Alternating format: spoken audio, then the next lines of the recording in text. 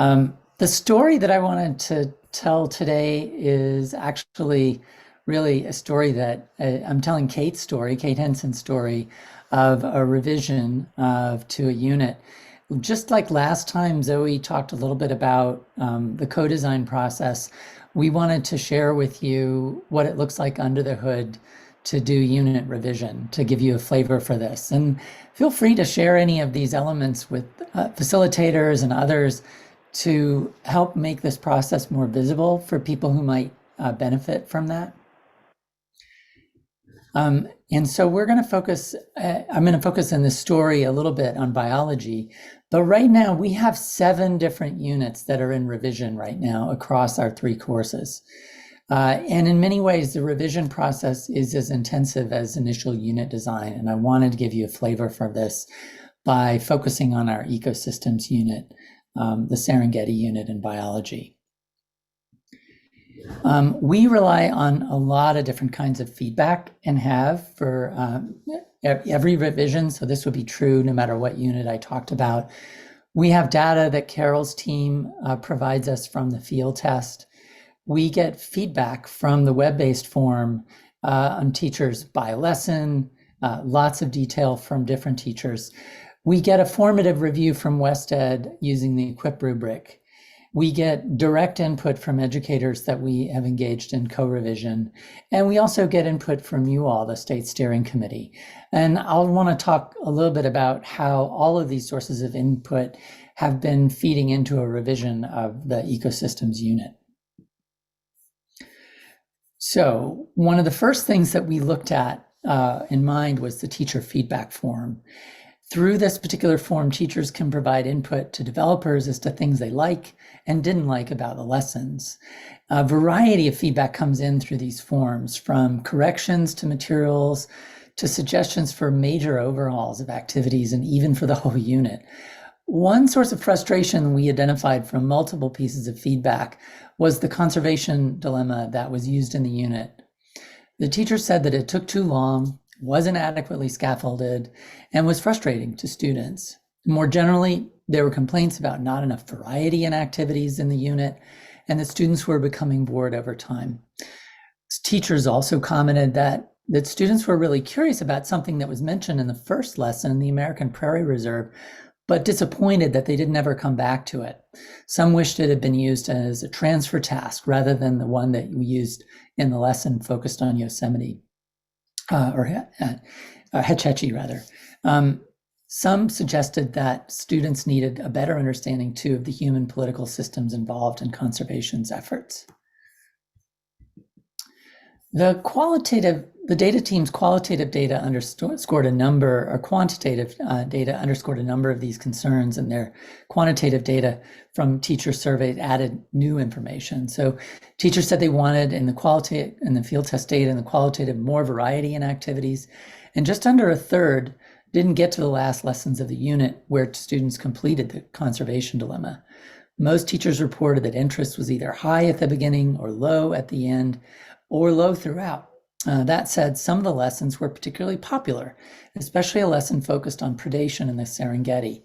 And we really keyed in on this and began to think about, well, why was that activity so popular with students? Half of the teachers said that the assessments that were included were not useful at all to them. Another really important source of data from the data team for this revision was an analysis of the questions from the driving question board. And while many of the key questions were generated through the anchoring phenomenon routine, a few students asked questions about the applicability of principles to other ecosystems. A few of the students did. In addition, a key set of ideas was missing that we found.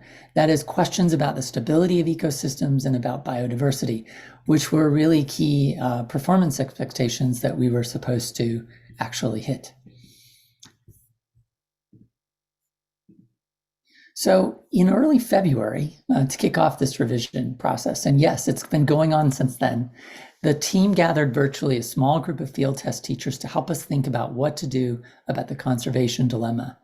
And at this meeting were members of the writing team and colleagues from Turk who've been helping with this unit as well. The team oriented to key criteria and constraints that we had established for the dilemma as well as to the targeted performance expectations. They shared their own feedback on the dilemma, and they looked at all the teacher feedback related to this dilemma. And then we gathered input from them on how we might either return to the American Prairie Reserve or explore a local ecosystem more. And in a second meeting with the same group of teachers, the team focused attention on the anchor. And we focused on alternate flows for integrating the conservation dilemma. And here, what we did is explore the possibility with teachers of beginning with the conservation dilemma and actually using the Serengeti as a case to help us develop understandings of the dynamics of ecosystems that would apply to the conservation dilemma. The meeting yielded a promising direction to pursue the identification of a small number of regionally based dilemmas from which educators could choose as an anchor for launching the unit.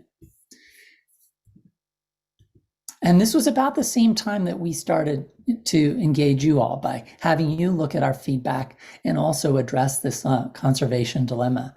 So it's at this early stage when we still had a lot of decisions to make, and we're starting to think about how to begin to make them, that we engaged you and teachers at the same time.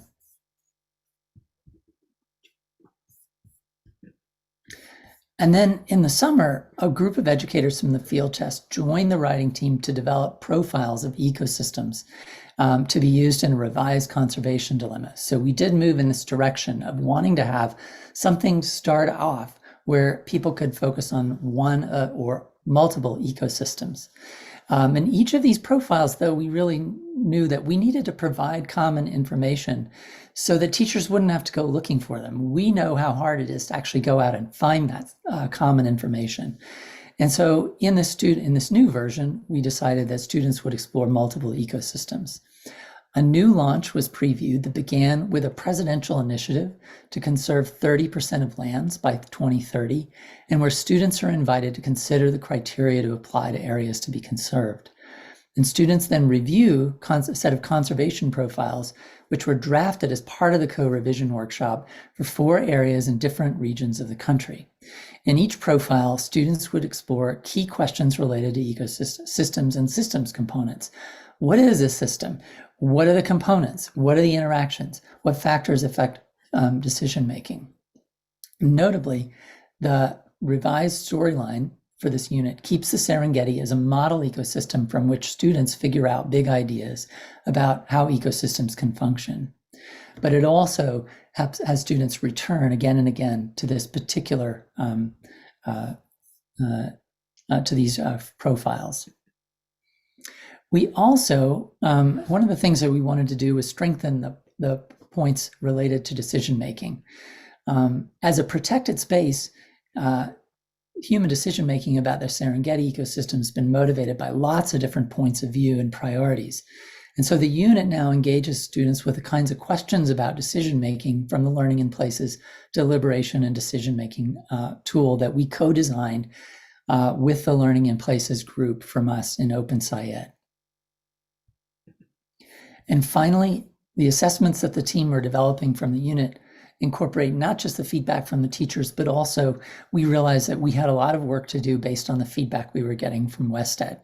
And so we created a new set of writer's guidance that units, writers not just in this unit, but across the courses are using, that and was collaboratively developed across all 3 leaders for developing assessments that are tied to focal SEPs and CCCs, incorporate self and peer assessments, rubrics, and provide more feedback to students. And the team is mapped for each of these lessons where different types of assessments will go, as well as when different students will work on their progress trackers. Have to give a big shout out also to the Washington team, because we're able to draw on some of our experiences in developing professional learning for assessment in OpenSciEd there, and Washington teachers for that. To be able to incorporate into some of our new assessment work. And we're continuing to work on this. These units will be, the round 3 units will be released at the end of February after we finish these revisions and go through production and a second review from WestEd. So I'll open to see if there are any questions about the review process and invite others, Kate in particular, to speak to some of those details if you have questions.